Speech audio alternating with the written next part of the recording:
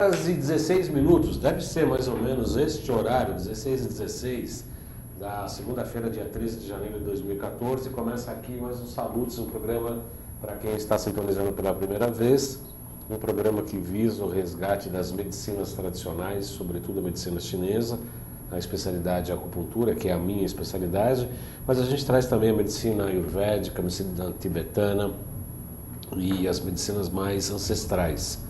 Mas também traz as técnicas de ponta e as tecnologias de ponta, as mais modernas tecnologias para a qualidade de vida e o bem-estar. Como nós entendemos aqui a qualidade de vida e bem-estar? Exatamente quando a pessoa está ciente de si mesma e preparada para cumprir o seu DNA, o seu papel histórico, o seu papel da estrutura do DNA e da estrutura, obviamente, familiar. Hoje nós vamos falar um pouco de constelação familiar e antes da constelação familiar, buscando a raiz da constelação familiar, que agora tenho certeza que a nossa entrevistada vai gostar dessa história da raiz da constelação, nós vamos falar um pouco de Bert Hellinger. E ele é um teósofo, foi um padre alemão, ele foi perseguido durante a Segunda Guerra, ele teve grandes experiências com a área religiosa. Depois ele parece que viveu na África, em contato lá com as tribos africanas e trouxe muitas novas teorias que foram adaptadas para consultorias empresariais, para inclusive os processos de constelação, não só familiar, mas também empresarial. Mas para falar sobre o Bert Hellinger, eu trouxe uma especialista hoje, que é a nossa amiga, a Nicolete Lacerda Soares, que é física de formação, isso mesmo, física, depois cresceu, virou gente, teve uma transformação, e além da matemática, foi se especializar na busca da cura interior e na harmonização por intermédio da palavra. Nicolete Lacerda, muito boa tarde, seja muito bem-vinda aos Salutos, é um prazer recebê-la aqui. Boa tarde, Baldan, é um grande prazer e estou muito feliz que você me convidou para vir hoje para falar sobre isso. Estou feliz. Boa tarde a todos que estão assistindo. O prazer é todo nosso, viu, Nicolete? Você é uma pessoa que sempre era Eu estou sem computador, estou fazendo um voo no escuro aqui, porque eu não trouxe o meu, e o da produção também está com problema, e eu estou aqui no escuro fazendo a produção. Então eu peço desculpa até para a Nicolete, inclusive que eu tenho todo a sua apresentação, algumas perguntas do programa, e escreve aqui que eu não entendi. Eu peço, eu havia dito que eu peço perdão para a Nicolete porque ela é uma praticante de EFT. Aliás, eu quero fazer um anúncio, dia 25, 26 de janeiro, nós estamos planejando, eu estou planejando fazer um curso de EFT aqui em São Paulo. Se tiver quórum, se as pessoas derem tempo de voltar, se der tempo de voltar das férias e tal, ainda dá, dia 25, 26 de janeiro, nós vamos fazer um curso de Emotional Freedom Technique, ou EFT, que o pessoal fala por aí, né, que é a acupuntura sem agulhas. Eu sou absolutamente contra esta apresentação do EFT, porque a acupuntura é acus, é agulha, e puntura é colocar agulha. Então, se falar que a acupuntura sem agulha não existe, é uma incongruência. É como se falasse um elefante sem elefante ou vermelho sem vermelho. Então, não tem nada de acupuntura como sem agulhas. A acupuntura é uma outra proposta de trabalho. Ela trabalha com circuitos energéticos, tem pontos de abertura, pontos de fechamentos. É outra história. O FT utiliza alguns pontos da acupuntura com muita eficácia, com muita proficiência, uma coisa realmente muito bacana. Mas, senhores mercantilistas, marqueteiros, acupuntura sem agulha não existe, não existe. Não caia no conto do vigário. Portanto, dona Nicolete, quem foi Bert Hellinger? Olha, o Bert Hellinger é uma pessoa que eu admiro muito. Eu vou ser bastante cuidadosa para não atribuir a ele coisas ou palavras ou ideias que não sejam dele. Eu gosto muito dele, desde 2005 que eu me dedico a estudar, a ler livros a respeito dele e do pensamento dele. Eu, pessoalmente, já me submeti 4 vezes a constelações familiares, com resultados muito interessantes, né? E já participei aqui em São Paulo com 2 profissionais como suporte de constelação, né? Então eu vou lá e de repente eu sou chamada para representar alguma pessoa da família do constelado. Bom, Bert Hellinger é uma pessoa que é um alemão. Ele nasceu em 1925 de uma família católica e durante a infância dele já estava crescendo o nazismo, as ideias nazistas, mas a família dele não adotou esses pontos de vista, nem ele. Ele é judeu, não? Não, não, que eu saiba não. Mas ele foi perseguido, católico, né, durante a Segunda Guerra, né? Não sei, Baldan, não eu sei. Vi Talvez você coisa. tenha essa informação que eu não tenho. E aí ele acabou se dedicando, entrando numa ordem religiosa católica como missionário. E eu admiro muito ele, porque ele vai mudando a maneira de pensar, sem romper, sem falar mal ou criticar aquilo que ele abandonou, abraçando o novo, né? Então, ele chegou a ser, em alguns relatos eu vejo que ele chegou a ser sacerdote, né? Mas depois ele abandonou isso sem ter uma ruptura violenta ou negativa com a Igreja Católica. Na África do Sul, ele diz nos relatos dele que ele pensava, eu vou ali para levar a verdade para aqueles pobres pagãos. Na realidade, ele gostou muito dos Zulus, que é a tribo dos Zulus. Ele se entusiasmou muito com os Zulus e hoje em dia ele afirma que você pode aprender e que tem pessoas formidáveis em qualquer grupo. Grupos que pensam diferente de você. Você pode ser religioso e conhecer um ateu que é um ser humano extraordinário. E com os Zulus, ele aprendeu o respeito do antepassado, daquele que morreu. Então, os Zulus, depois de 1 ano do falecimento de alguém da família, eles preparam um grande jantar, colocam ali alguma coisa que represente aquele que morreu, colocam o alimento, a bebida, tudo isso. Eles honram, respeitam e amam aquele que já foi embora, como fazendo parte daquele grupo. O Bert Hellinger também se utilizou, né, Nicolete, dos campos chamados campos morfogenéticos.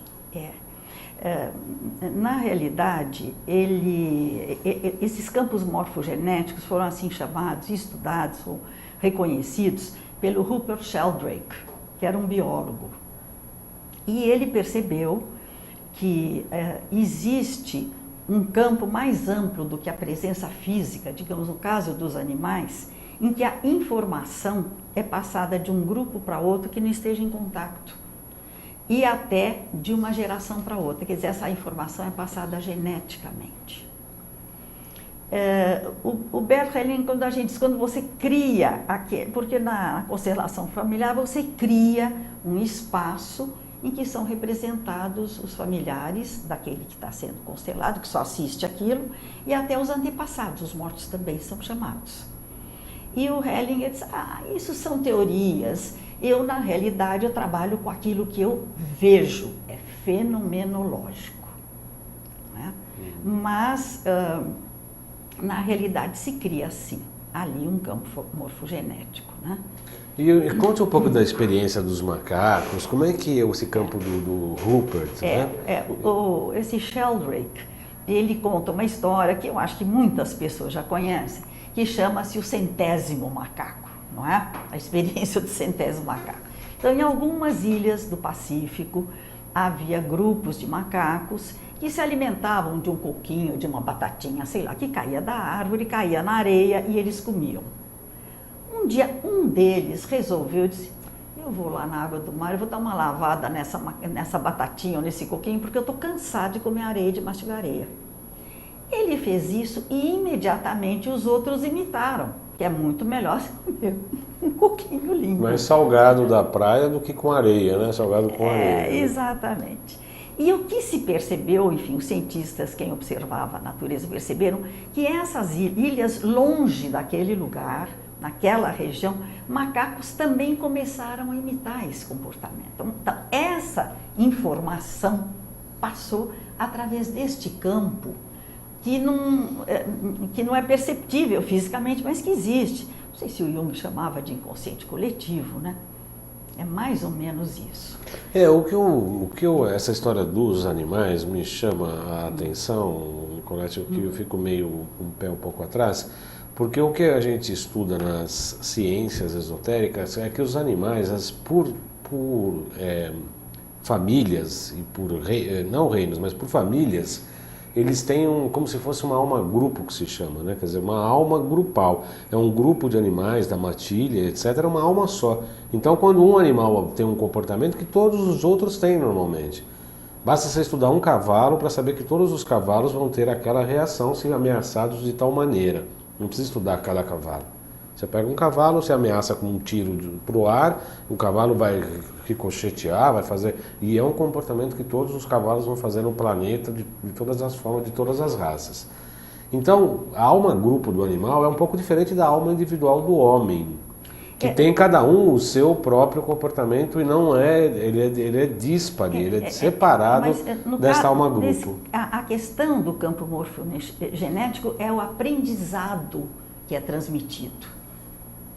Que é transmitido por intermédio do DNA, inclusive. E ele fala geneticamente, então a nova geração já vai nascer com esse comportamento, já ficou instintivo para ele. Então, mas o que me chama a atenção, Nicolete, que eu gostaria que você falasse para os nossos teleinternautas, avisando que hoje nós estamos sem chat, porque eu não trouxe meu computador e o da casa está consertando. Vocês podem enviar as perguntas via Facebook, João Carlos Baldão, para o meu e-mail particular, jcbaldão@gmail.com, e no final do programa a Nicolete vai passar o e-mail dela também. Vocês podem mandar as perguntas, as considerações. Eu peço desculpas mais uma vez, mas estamos sem computador. Eu vou pedir para o Gabriel colocar o nosso GC, o www.globonews.info, que é um portal de notícia, esse aqui que está aqui embaixo, www.globonews.info, é o nosso portal de notícias, um portal parceiro nosso, ligado à Globo News, e nós estamos lá com anúncio, participando, junto com informações, notícias de saúde, é bem bacana. Eu peço que vocês possam curtir lá. O que eu vejo bastante importante, Nicolete, é no sentido de que na constelação familiar, não sei se todo mundo sabe, mas é um grupo que se reúne, ninguém sabe nada da história, e por uma determinada posição geográfica de alguns integrantes, um comandante, um psicólogo, um terapeuta, vai dando determinadas orientações e se forma um campo ali, como se vivos e mortos estivessem lá, estabelecendo as relações familiares dentro da própria pessoa, sem ninguém falar uma palavra, não é isso? Olha, é mais ou menos isso. Digamos, o terapeuta sabe do que se trata. A pessoa que quer constelar diz, olha, eu vim aqui porque eu tenho uma questão familiar, ou eu tenho uma questão de trabalho, ou de relacionamento, ou qualquer coisa assim. Muito bem. Agora, as pessoas que estão participando não precisam saber disso. Eu participei de uma sem saber de nada, inclusive como ator, e é uma coisa assim que você sente algo e depois eu não lembrei de nada do que aconteceu, é uma coisa que parece que você está em transe. Na realidade, então, a pessoa que vai constelar, ela vai assistir e ter um novo olhar sobre aquelas pessoas da sua família, né?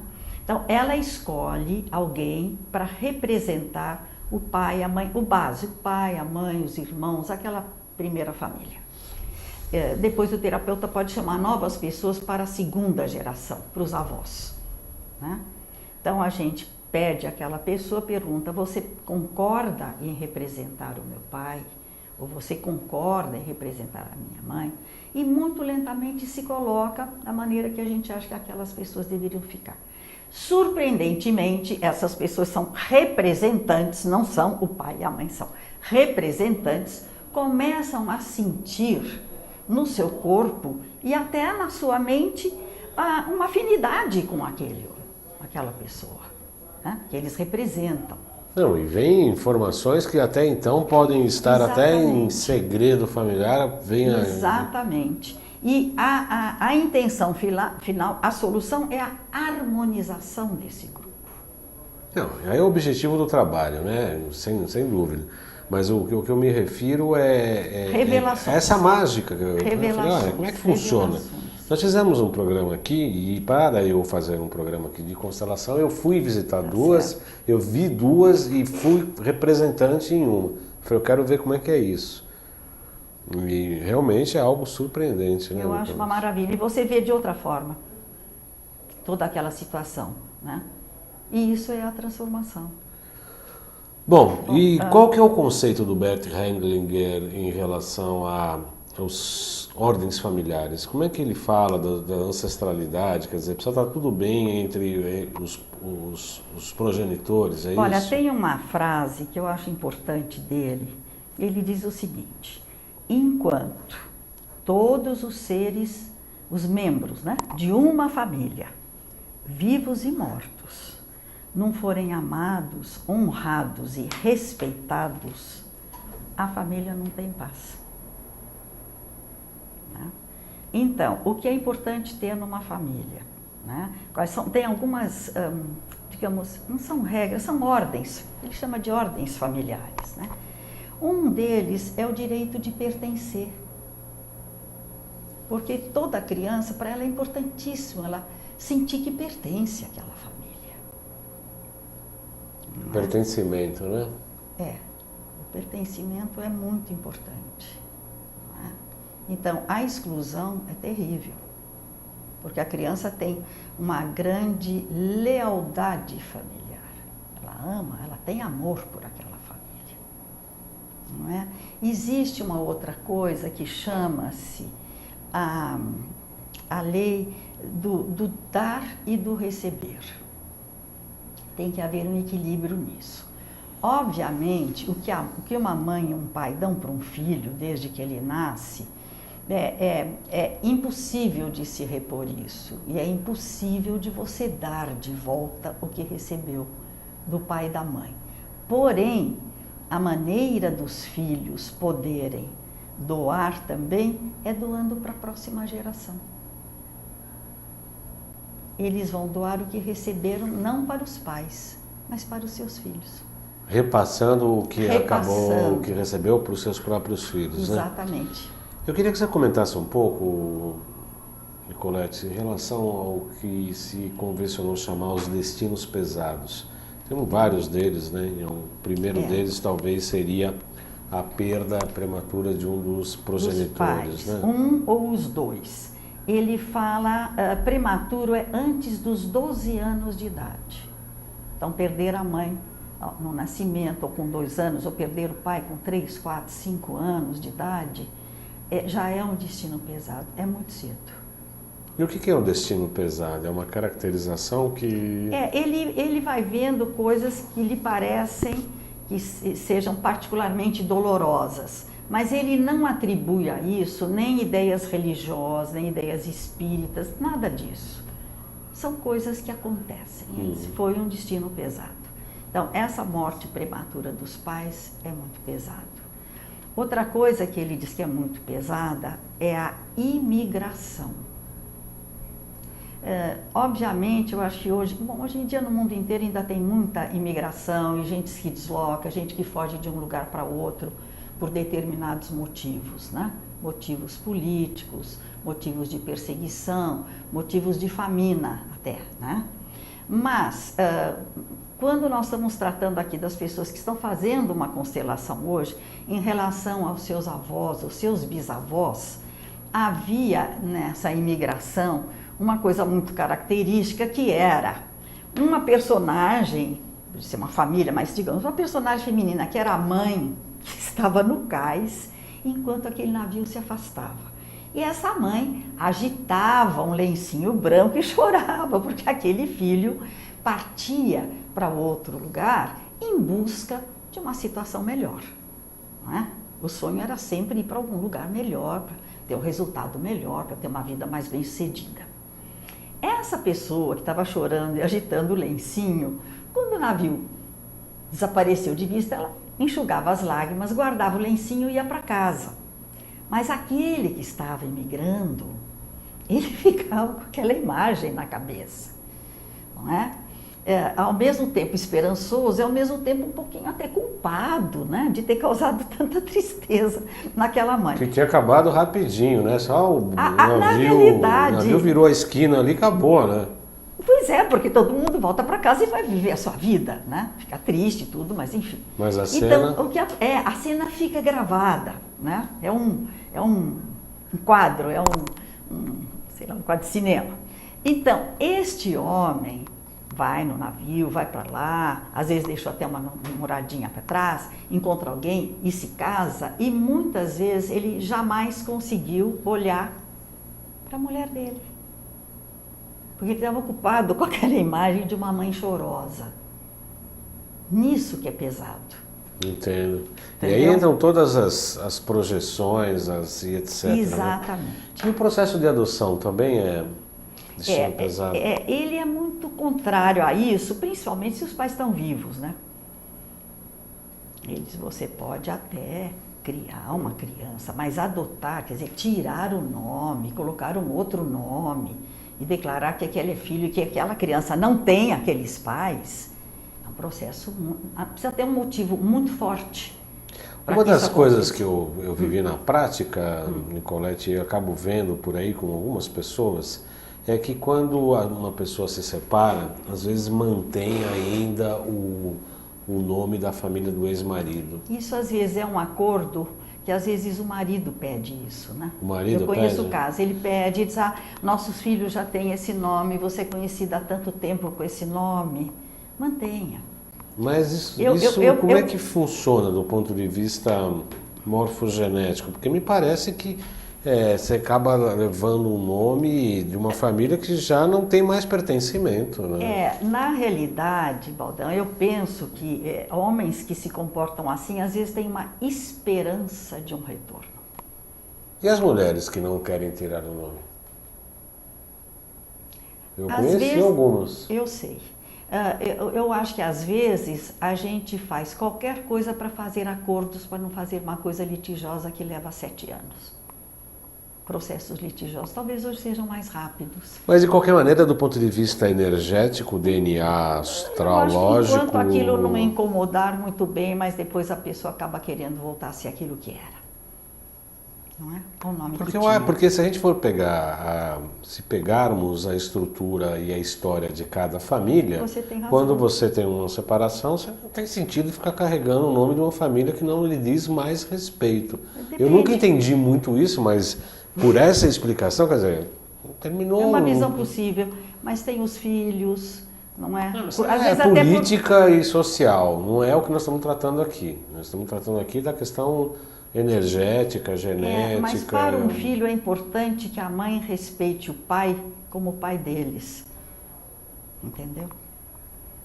Porque ele é pai daquele filho, então ele tem que ser respeitado. Ele pode ser respeitado, ele não precisa dizer assim, não quero nem ouvir falar desse cara, nome para lá. Não.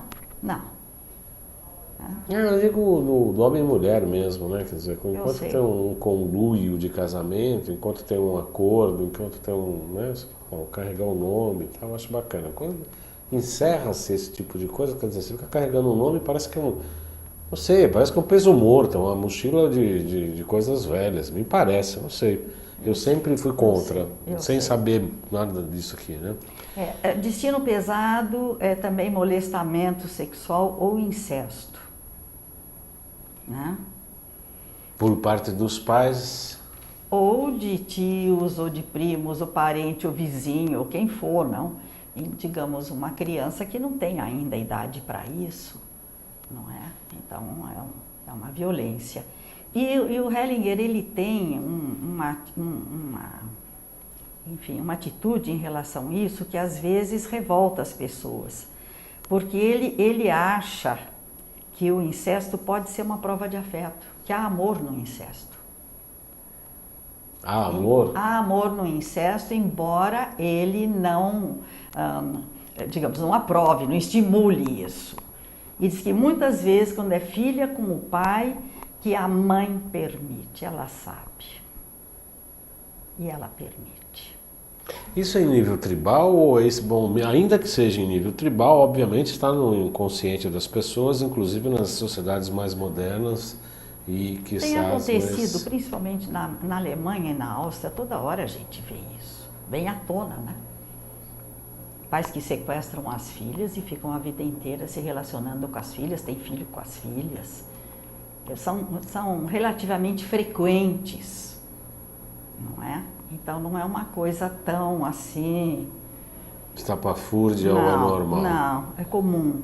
E o que o Hellinger fala sobre isso? Exatamente, ele obviamente não é que ele aprove isso, né? Ele reconhece. Seria liviana, ele reconhece e reconhece que pode haver afeto nisso.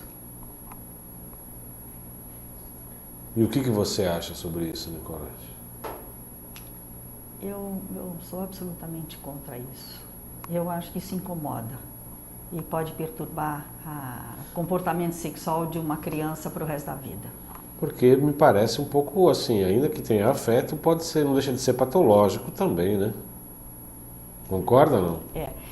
O Hellinger não fala em termos psicológicos como as pessoas falam, não é? Ele é mais filósofo, mais teólogo, ele fala né? fenomenológico, porque ele acha que a visão, uma filosofia que ele fala psicológica, ela é dual, né?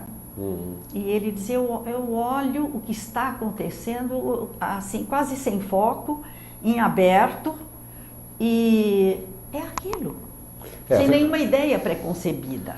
A ideia fenomenológica, para quem não sabe, ela parte do que todo o processo, ela baseada, ela sai do fenômeno, o fenômeno em si, sem grandes teorias póstumas ou posteriores ou anteriores. O fenômeno em si, ele é o mais importante para a geração, inclusive, de traumas, etc. E tem uma linha de tratamento fenomenológico. Aliás, tem grandes teóricos fenomenológicos, eu estudei lá, inclusive, na pós de psicopatologia, bastante interessantes. No começo eu tive preconceito, né? Falar, como é que pode ser uma coisa só fenomenológica e esquecer tudo o resto? Mas tem muito fundamento e é muito eficiente em uma série de coisas. E quem tem essa visão como ele não quer saber muita informação. Me conte muito. Ele quer saber quantas pessoas tinham na família, se aconteceu alguma coisa, morreu uma criança, morreu uma tia, teve um aborto, não teve, o que aconteceu. Não, ele não quer, porque ele diz, eu não quero que me conte muito, porque eu não quero entrar na história e no ponto de vista do outro, eu quero ter a liberdade de observar. Porque senão vira um psicodrama praticamente roteirizado, né, Nicolete? Não tem nada a ver, não tem nada a ver com psicodrama. Não, de uma certa maneira, se você sabe muitas informações antes, quer dizer, você acaba dirigindo um psicodrama, uma peça de teatro, ao invés de deixar... Na realidade, a pessoa que conta uma história, enfim, que obviamente sempre é um sofrimento, enfim, uma vitimização, essa pessoa, quando conta, está pedindo que o outro a apoie e tome o seu ponto de vista. E ele diz que ele toma o ponto de vista do agressor. Do agressor? Não que defenda o agressor, ponto de vista do agressor. Por conta de? É assim que ele funciona, é assim que as coisas dão certo. A solução desse emaranhamento, não é? É assim. E aí, como é que ele tem o desfecho, como é que é organizado de maneira que toda essa constelação seja terapêutica, seja curativa? Quando todas as gerações estão harmonizadas, amadas, honradas e respeitadas. Ninguém foi excluído. Tem que incluir o excluído. Porque um dos destinos pesados também é a exclusão, né? O que me pareceu muito também, pelo menos nas constelações que eu tive a oportunidade de assistir, primeiro vem informações que não são reveladas, informações que não estão claras, provavelmente, ou que estão ali meio embaixo do tapete, e depois tem um relacionamento um pouco eu diria, de perdão, de reconhecimento do outro, do erro do outro, de papéis ali que você começa a entender um parente próximo que fez um comportamento que até então você não aprovava, parece que muda um pouco o entendimento, muda um pouco a relação energética das pessoas. Talvez porque a visão que a gente tinha daquele parente era na idade em que aconteceu, em que você percebeu. De repente você está hoje adulto ali presente, observando e vendo de outra forma. E nem vendo do ponto de vista dele, que teve lá os seus motivos para tomar aquele tipo de E comportamento. ele diz que os filhos não devem colocar os pais no altar do julgamento.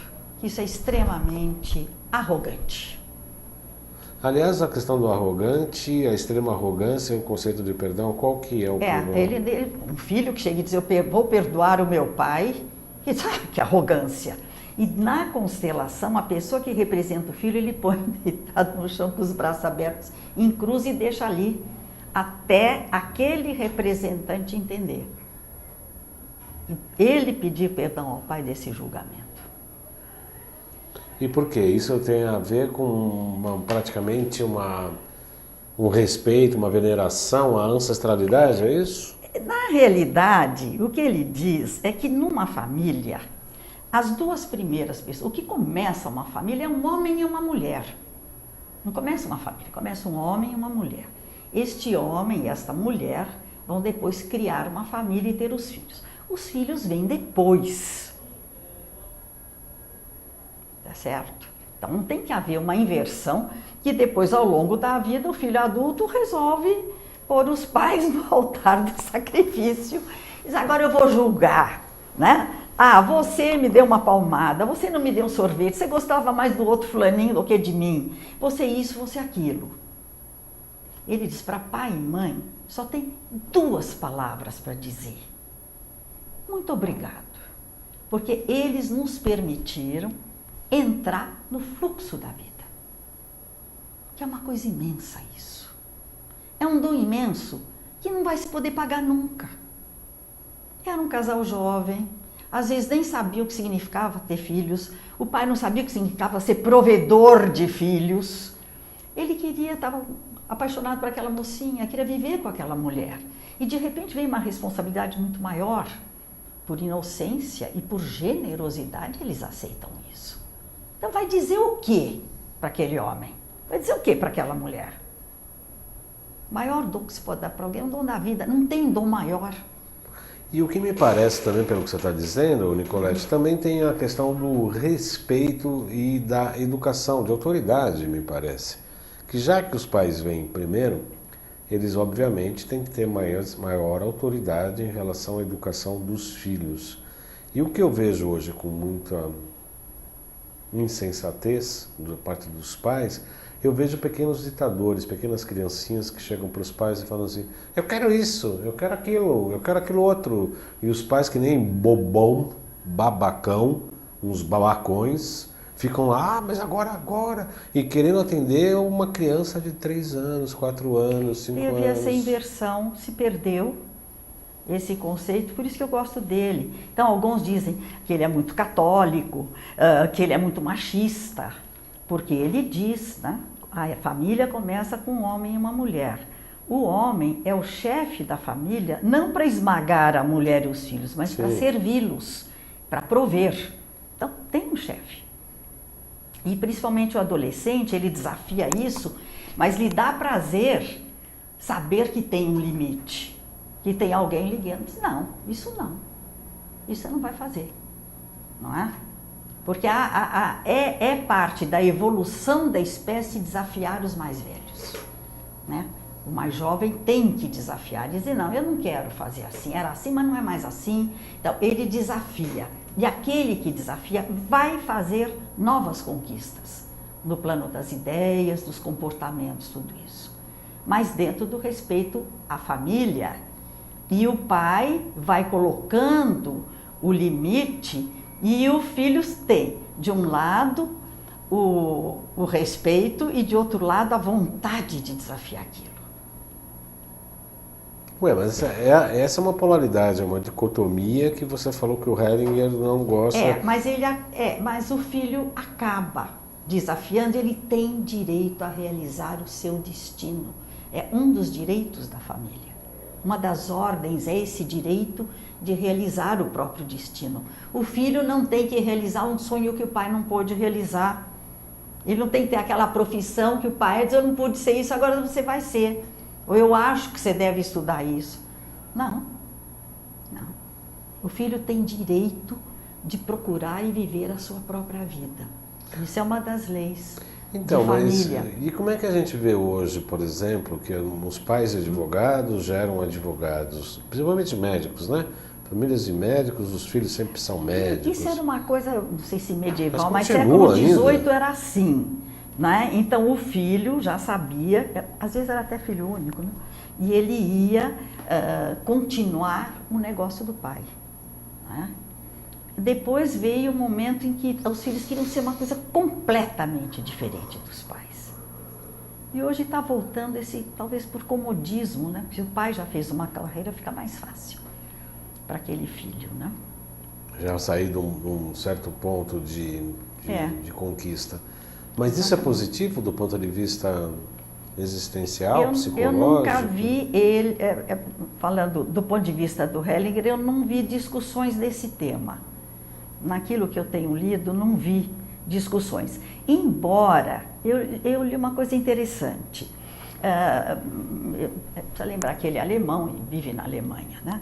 Então, ele estava atendendo uma moça alemã que tinha se casado com um turco. Teve uma grande imigração turca na Alemanha. Eles vinham porque eles, enfim, ganhavam melhor na Alemanha do que na Turquia.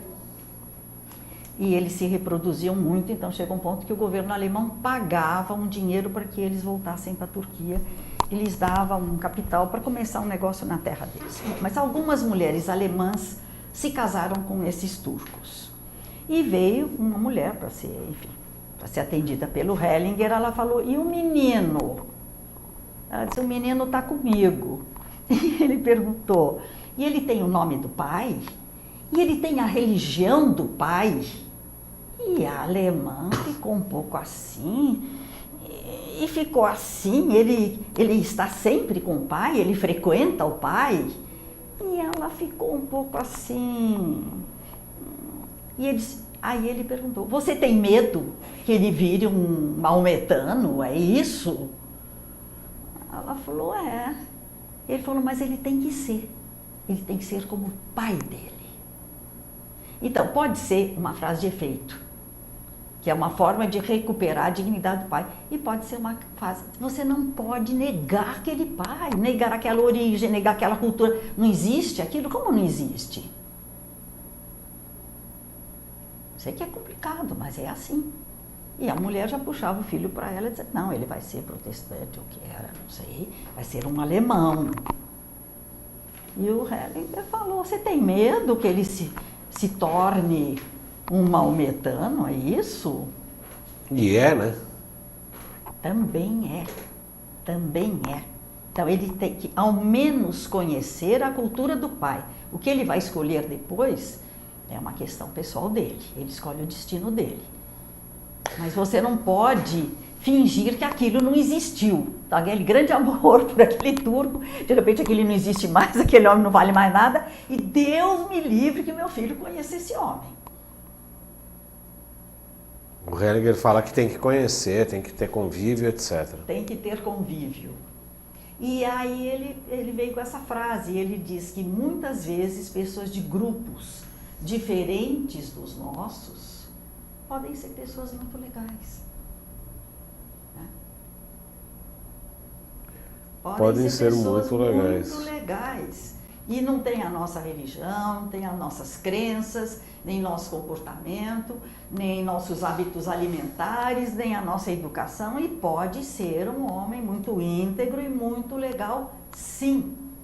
Esse exemplo que você se referiu há pouco, dessa mulher, mãe alemã e o pai maometano, o pai turco, ele é meio simbólico, ele é meio mítico, né? Porque acaba acontecendo um pouco isso, que é a superproteção das mamães em relação às suas crias e a intervenção do pai no sentido de levar a cria para o mundo externo, de cortar o cordão umbilical que a mamãe sempre quer manter. E também uma crença que é quase infantil de achar que estamos certos e que aquela outra família não sabe nada.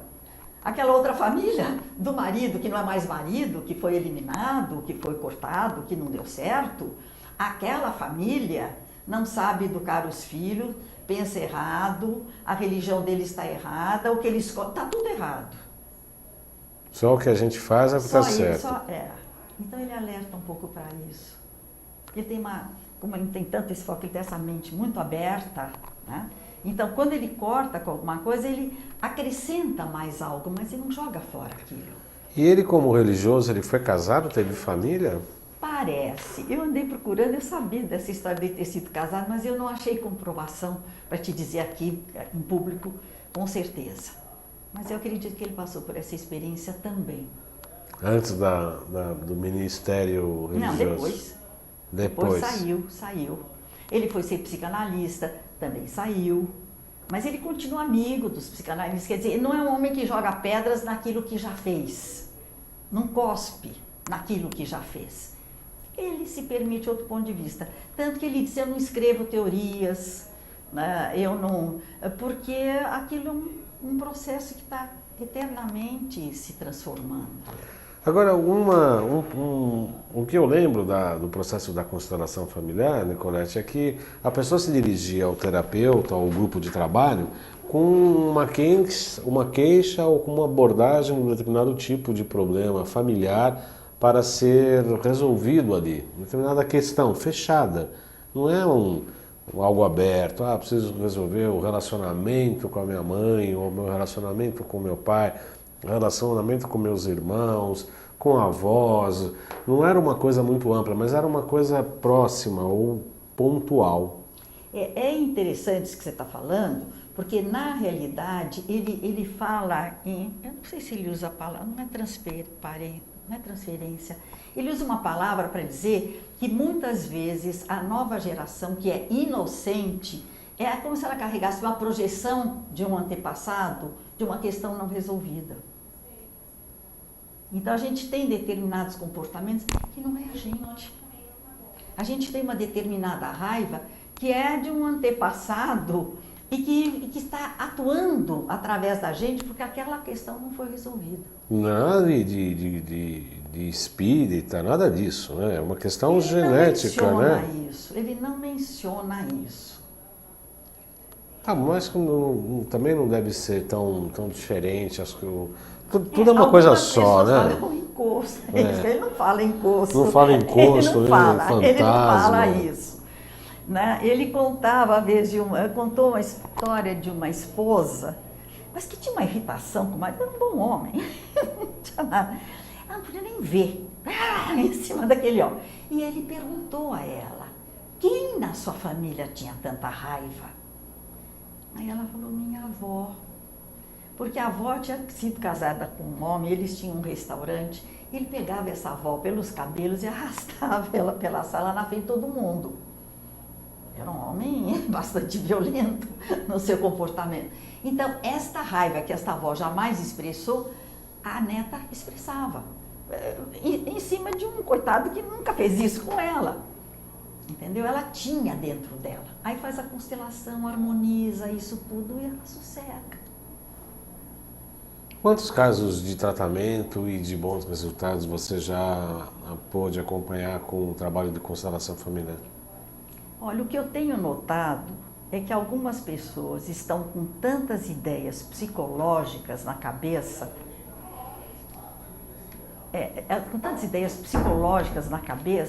que não tem, às vezes, digamos, aquela simplicidade de esvaziar a mente e de observar o que se passa naquele grupo. Até silêncio. Eu assisti uma constelação muito interessante de um rapaz japonês que tinha uma coisa geracional e cultural. A mãe dele que jamais falou nada, porque era de uma cultura em que a gente não se manifesta, não fala o que pensa. Entende? E ele queria manifestar e disse que não conseguia. Ele carregava um pouco essa informação, através da genética, de que não é educado você demonstrar o que sente. Então, uma hora que ele viu que isso era um componente de um antepassado, ele pôde entender, eu sou eu, ela é ela. Ele respeita e honra aquela avó. E ele vai fazer o que ele é. Entendeu? Parece dizer, óbvio, mas não é uma coisa intelectual. Não é óbvio. E lá é vivenciado. Não é óbvio porque ele está inconsciente e ele se manifesta de maneira inconsciente e não é óbvio. Porque enquanto está inconsciente ele tá submerso, ele está um foragido, mas que tem poder de fogo em relação ao palco Era atual. mais forte do que ele, Sim. a incapacidade de se colocar. Sem dúvida. Eu agradeço, Nicolete, nós estamos chegando ao fim do nosso programa já, 17 horas e 1 minuto. Foi muito bom.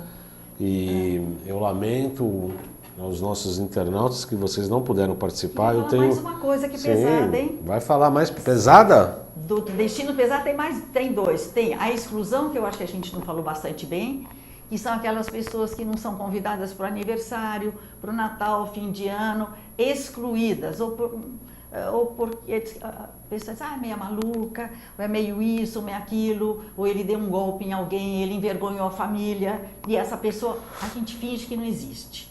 E tem mais um destino pesado, que é ser roubado na sua herança. Isso acontece. Muito com mulheres.